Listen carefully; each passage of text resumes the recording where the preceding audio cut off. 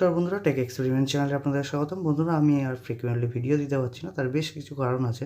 Please আপনার চ্যানেলটিকে support করুন। তো আজকে আমরা একটি এসএমপিএস চার্জার, এটা জয় ই বাইকের চার্জার, যেটিকে আমি রিপেয়ার করব। এর প্রবলেমটা শুনে নিন। প্রথম, চার্জার একবার অন হচ্ছে, যেই চার্জ স্টার্ট করছে আর কি, রিলে অন হলো আর সাথে সাথে 30%-এর লাইটটা জ্বললো, সঙ্গে সঙ্গে অফ হয়ে যাচ্ছে, ফের স্টার্ট হচ্ছে, ফের অফ হচ্ছে, অন অফ এরকম হচ্ছে। তো এটা সান্তলা কোম্পানির চার্জার অনেকে বলে। তো এটা জয় ই বাইকের সঙ্গেই দেওয়া হয়েছিল। তো জয় ই বাইকের চার্জার এটাকে বলা যেতে পারে।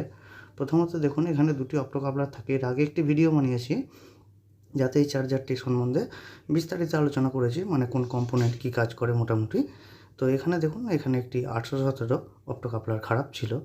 এবার মেন যে কারণটি ছিল, দেখুন এখানে দেখুন দুটি রেজিস্ট্যান্স থাকে, 150 কিলো ওহমের দুটো রেজিস্ট্যান্স থাকে। তো 2 ওয়াটের আপনি নিতে পারেন।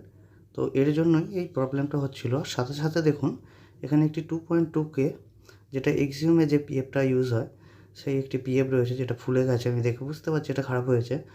দেখতে পাচ্ছেন 2.2K এই পিএফটি একটু ফুলে রয়েছে।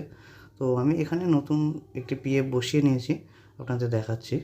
তো তার আগে বলতে চাইবো, যারা প্রথমবার চ্যানেলে এসেছেন অবশ্যই চ্যানেলটিকে সাবস্ক্রাইব করবেন, কারণ আমরা এই ধরনের রিপেয়ারিংমূলক ভিডিও এছাড়াও বিভিন্ন ইলেকট্রনিক্স প্রজেক্ট এই চ্যানেলে আমি বানাই। তো প্লিজ এই বাংলা চ্যানেলটিকে একটু সাপোর্ট করুন। পরবর্তীকালে আমি আরও কোয়ালিটিতে ইমপ্রুভ করার চেষ্টা করব। আর যত চ্যানেল বড় হতে থাকবে, আস্তে আস্তে কিন্তু এটাও আমি ঠিক করে নেব, কারণ আমাকে এইভাবে কাজ করতে হয় এখন। তো দেখতে পাচ্ছেন, এই কাজগুলো করার পর আমার চার্জারটি কিন্তু সম্পূর্ণ অন হয়ে গেছে। একটি লিথিয়াম ব্যাটারি তলায় কানেক্ট করা আছে, আর সিরিজে আমার লাইন দেওয়া আছে। দেখুন, সিরিজ বাল্বটি কিন্তু লোড নিয়ে নিয়েছে।